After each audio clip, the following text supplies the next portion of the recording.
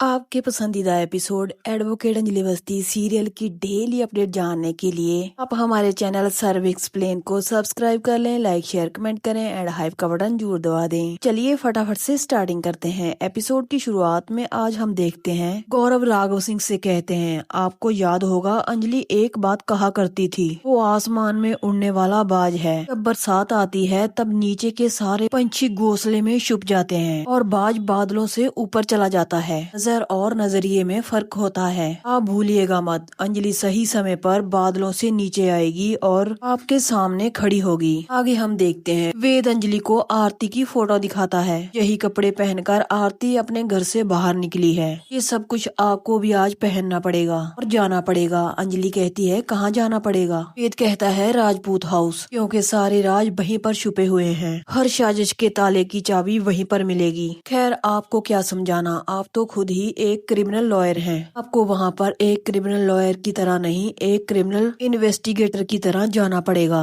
वहीं पर जाकर पता चलेगा कि आरती को अंजलि अवस्थी किसने बनाया। अंजलि कहती है, पर मुझे बहुत टेंशन हो रही है, बहुत रिस्की है ये, मुझे शर्मिंदगी महसूस हो रही है। वेद अंजलि को समझाने की कोशिश करता है। वो कहता है कि आपकी ही बेटी ने आपका चेहरा निकाब पहनकर आपको बदनाम कर दिया है। 2 दिन के बाद आपको जेल हो सकती है, भगवान ना करे शायद आपको फांसी भी हो सकती है। पद्मा कहती है, वकील दीदी आप बिल्कुल भी चिंता मत कीजिए, मैं बिल्कुल ही आपको आरती की तरह तैयार कर दूंगी। अंजलि कहती है, पर ड्रेस कहाँ से मिलेगा? वेद कहता है, मैंने सारी तैयारियां कर ली हैं, जाइए जाकर तैयार हो जाइए, सारे कपड़े सेम टू सेम हैं। वेद कहता है, एडवोकेट अंजलि अवस्थी आपको फिर से अपने रूप में आना होगा। उठाइए धनुष और वान, कर दीजिए अपने दुश्मनों का सर धड़ से अलग, क्योंकि हर युग में देवी आती है और असुरों का संहार करती है और कल युग में आपको देवी का अवतार लेकर इन असुरों का संहार करना है। अंजलि कहती है, मगर आरती वहाँ पर आ गई तो? वेद कहता है, वो नहीं आएगी, क्योंकि सीपी सर उसे रास्ते में ही संभाल लेंगे। वेद अंजलि को पूरी तरह से तैयार कर लेता है। आगे हम आरती को पार्टी में देखते हैं। वो शराब के नशे में बहुत सारे लड़कों के बीच झूम रही होती है। तभी गिन्नी का एक लड़की को फोन आता है। वो कहती है कि आरती कहाँ है? वो लड़की कहती है कि मेरी आंखों के सामने ही है। गिन्नी उसे कहती है, नजर रखो उस पर, ही उसके दिल में माँ की ममता न जाग जाए। गिन्नी कहती है, मैं तो माँ नहीं बन पाई। माँ ना बनने की तकलीफ वही औरत समझ सकती है जो कभी माँ नहीं बनती। गिन्नी इतना नीचे गिर जाती है। वो उस लड़की को कहती है, आरती के पास एक हैंडसम बॉय को भेज दो जो उसे इस दुखियारी दुनिया से बाहर लेकर जाए। आरती एक ऐसे रास्ते पर चली जाए जहाँ उसे वापस आने का रास्ता कोई नजर न आए। उसकी ऐसी हालत करो जो अपने पति के सामने पत्नी बनकर खड़ी ना हो सके और अपनी माँ के सामने बेटी बनकर न खड़ी हो सके।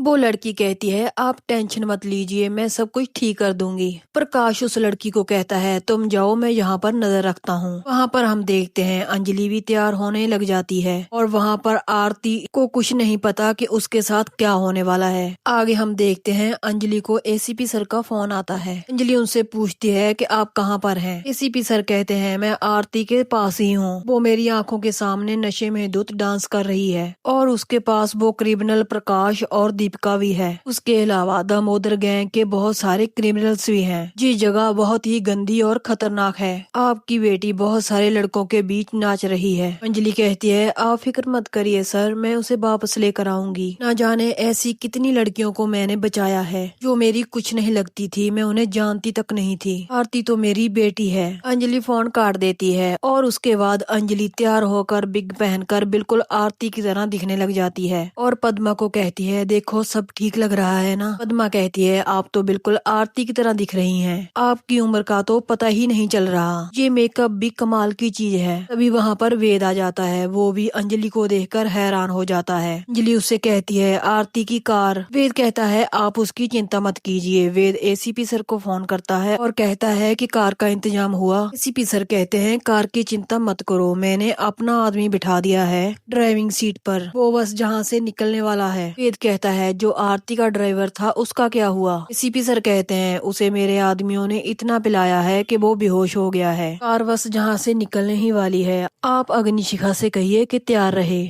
एक देवी और असुरों के बीच जंग शुरू होने वाली है। ये कहकर एसीपी सर फोन काट देते हैं। वेद अंजलि को कहता है कि आप राजपूत हाउस में जाइए और मैं आरती के पास जाऊंगा। वेद उन्हें ऑल द बेस्ट कहता है। वो कहता है कि आप बिल्कुल आरती की तरह दिखती हैं, फिर भी आप सावधान रहिएगा। अंजलि वहाँ से निकल जाती है। वेद पद्मा को कहता है आप अपना ध्यान रखिएगा, अगर कोई भी प्रॉब्लम होती है तो आप मुझे फोन कर दीजिए। पद्मा कहती है ठीक है। वेद कहता है आज की रात बहुत ही इम्पोर्टेंट है, जो भी होना है आज की रात को ही होना है। हो सकता है कि कल अंजलि अवस्थी अरेस्ट हो जाए, क्योंकि विद्युत कश्यप भी बहुत एक्टिव है। आगे हम देखते हैं गिन्नी राघव सिंह राजपूत से कहती है घर में कुछ खास मेहमान आने वाले हैं, आपको उनके साथ रहना है और उनकी देखभाल करनी है। राधिका कहती है सिर्फ देखभाल क्यों, ये तो सर्व भी कर सकते हैं। ऐसा लगेगा तुम्हें गिन्नी जब राघव सिंह राजपूत खुद अपने हाथों से मेहमानों को ड्रिंक सर्व करेंगे। ये सुनकर राघव सिंह को गुस्सा जाता है। वो साधिका पर भड़क जाते हैं। वैभव राघव सिंह से कहता है बहुत घमंड था ना आपको अपने आप पर, आप हमेशा यही कहते थे ना आप लॉ में बहुत एक्सपर्ट हैं। आज आप सबको बता दीजिए कि आप ड्रिंक सर्व करने में भी कितने एक्सपर्ट हैं। और वो कहते हैं तुम लोग सब पागल हो चुके हो, तुम ये भूल गए हो कि ये बड़े भैया हैं, ये घर के बड़े हैं। गिनी कहती है कोई बड़े बड़े नहीं है जहाँ पर, आप सब लोग मेरी दया पर पल रहे हैं। जहाँ पर राघव सिंह राजपूत से तो बहुत पुराना हिसाब है मेरा, बंदर की तरह नचाया था मुझे, इन्होंने जो जो कहा सब कुछ किया था मैंने, और जैसे ही इनका मतलब निकला मुझे घर से बाहर निकाल दिया। इन्हीं फिर से पुरानी बातों को दोहराती है। वो कहती है कि मुझे कैसे घर से बाहर निकाल दिया था। ये इनका बेटा अभय सिंह राजपूत आज भी अंजलि अवस्थी से प्यार करता है, इसका नाजायज संबंध है अंजलि के साथ। इन्हें अभय सिंह का गिरेबान पकड़ती है और कहती है कि मार दूंगी तुम्हें और फिर तुम्हारी लाश को जमुना में बहा दूंगी। और राघव सिंह से कहती है याद है आपको एक दिन आपने मेरी माँ के हाथों में कैसे शराब की ट्रे पकड़ा दी थी। अभी राघव सिंह को वो समय याद आता है जब वो गिनी की माँ से कहता है आपने सुना नहीं, इस घर में कुत्ते अवस्थियों की कोई जगह नहीं है। गिनी कहती है आज मेरा बहुत दिल कर रहा है कि आप ही मेरे मेहमानों को ड्रिंक सर्व करें, वरना आपको पता है ना मैं आपके साथ क्या करूंगी। राघव सिंह कहते हैं तुम मेरी इंसल्ट कर रही हो। गिनी कहती है अगर ज्यादा वक वक की तो पूरे घर की साफ सफाई करवाऊंगी। गौरव कहता है तुम तो इस घर की बहू थी ना। गिनी कहती है ना तो इन्होंने मुझे बहू बनने दिया और ना ही मैं माँ बन पाई, देखो इन्होंने मुझे क्या बना दिया है। गिनी फूट फूट कर रोने लग जाती है। साधिका उसे संभालती है। साधिका उसे कहती है तुम जैसा चाहती हो वैसा ही होगा।